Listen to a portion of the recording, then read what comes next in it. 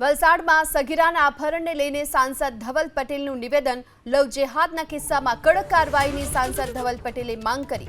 દીકરીને તાત્કાલિક શોધવા સાંસદ ધવલ પટેલની રજૂઆત। ગુનેગાર સામે કડક કાર્યવાહી કરવા માટે જિલ્લા પોલીસ વડાને રજૂઆત કરાઈ।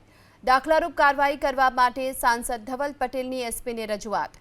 આદિવાસી હિતરક્ષકનો દાવો કરનારા નેતાઓ પર પણ સાંસદે પ્રહાર કર્યા। આદિવાસી દીકરી સાથે અન્યાય ત્યારે મસીહાનું કેમ મૌન? કેટલાક લોકો માટે આદિવાસી સમાજ માત્ર વોટ બેંક હોવાનું પણ વાત કરી।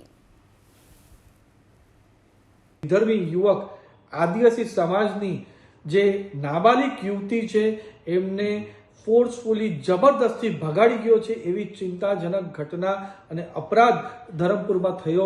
એની જાણ થતાં તરત જ અમે અમારા વલસાડ પોલીસના એસપી સાહેબ સાથે સતત સંકલનમાં છે। અમારા ધરમપુરના ધારાસભ્ય પણ સંકલનમાં છે અને જિલ્લા પ્રમુખ પણ સતત સંકલનમાં છે અને અમને 100% વિશ્વાસ છે કે જે રીતની પોલીસ કામગીરી કરી રહી છે, પૂરું ટેકનિકલ એનાલિસિસ કરી રહી છે, એનાથી આ યુવતી જલ્દીથી જલ્દી અમને મળી જશે અને જે અપરાધી છે એમને સખ્ત કાર્યવાહી એમના પર થાય એના માટે અમારી સરકાર અને પોલીસ પૂરી રીતે પ્રયાસ કરવાની છે કે વિપક્ષના લોકો જે આદિવાસી સમાજના મસીહા બનીને ફરે છે, આદિવાસી કરે છે, એ આ ઘટનામાં એક પણ શબ્દ કેમ નથી બોલ્યા એ બતાવે છે કે એમના માટે આદિવાસી સમાજ ફક્ત ને ફક્ત વોટ બેંકની રાજનીતિ જ છે, એનાથી વિશેષ કંઈ પણ નથી।